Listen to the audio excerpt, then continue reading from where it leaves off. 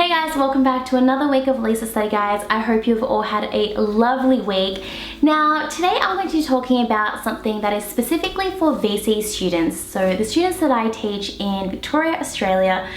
But if you are someone else in the world, I think that this could be really relevant to you too. So what I'm focusing on today is how to structure essays when we're comparing two or more articles for language analysis.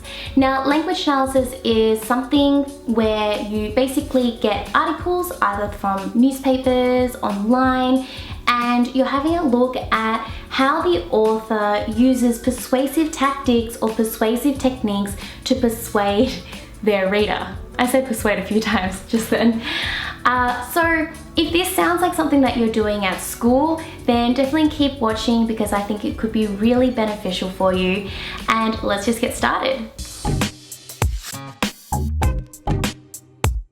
So as with any essay, we start off with an introduction. Now, with the introduction for a language analysis, you want to be as short and concise as possible. It's not an area where you're offering any of your critical thinking. It's really just an area where you need to throw in a few mandatory things just to get your essay kick-started. So what does this involve? Now, I'm just going to be looking at 2 articles. If you're interested in how to structure an essay based on 3 articles, then definitely go ahead to my blog, which I will link in the description box below for you, and there's heaps more advice in there. So, in the introduction, we basically want to start off with one sentence that covers the background information. So, why has this issue become an issue in the first place? So you could say something like, recently in the media, debate has sparked as a result of increased traffic congestion within the Melbourne city centre. Then you go ahead and discuss Article 1 and certain elements that are required. So you need to include things like the title, the author, date of publishing, where it's been published, the contention, target audience, and tone.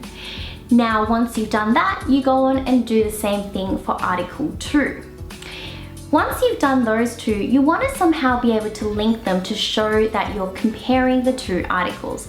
So this is where you insert a comparative word, a linking word where you can use either conversely, likewise, similarly, on the other hand. There's an entire bank of words that you can use. So that is pretty much it for the introduction, short and sweet. Moving on.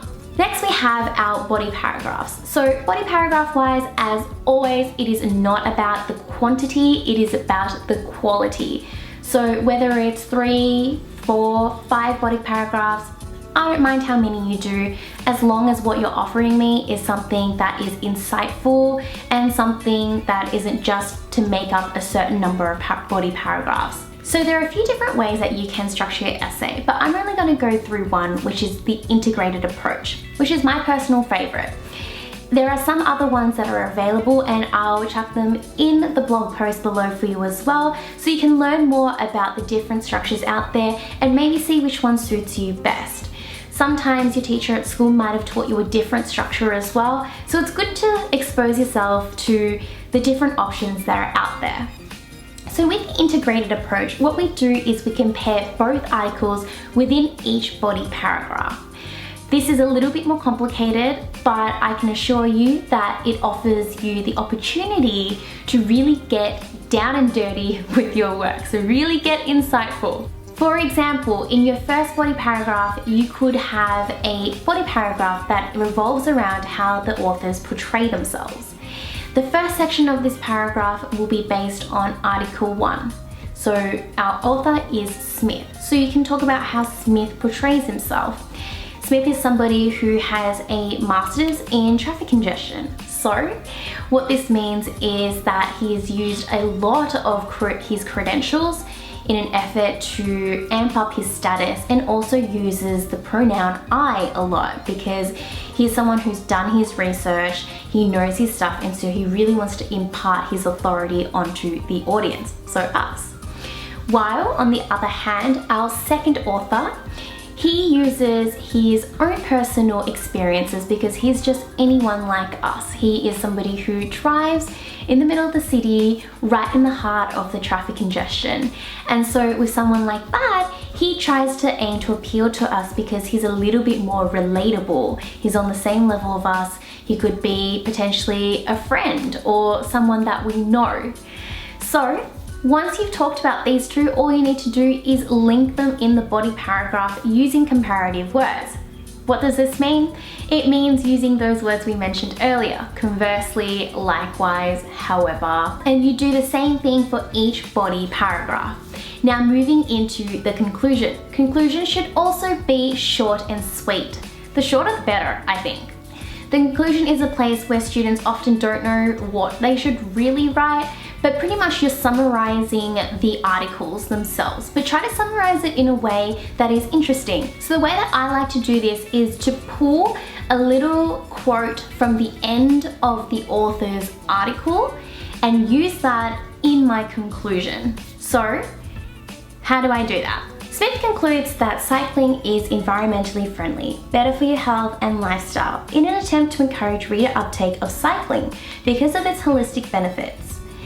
Peters, conversely, appeals to his fellow drivers that until a better solution is offered, we will continue driving, in an effort to build solidarity against the poor alternative of cycling.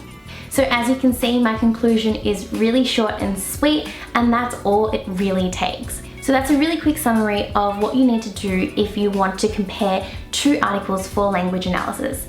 Now, if you have 3 articles, then it's pretty much the same thing, but I'll leave the rest in the blog that I've linked for you below. So definitely go ahead and check that out if you wanted to learn more. Everything that I've mentioned today is available in my Ultimate Study Guide bundle.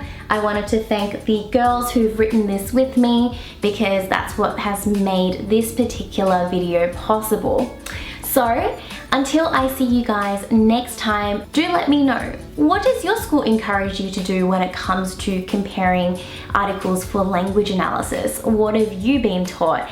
And is it different to what I've taught you today? Most likely there will be some teachers out there that have taught you something different and have asked you to do something different in your assessment, and that is absolutely okay.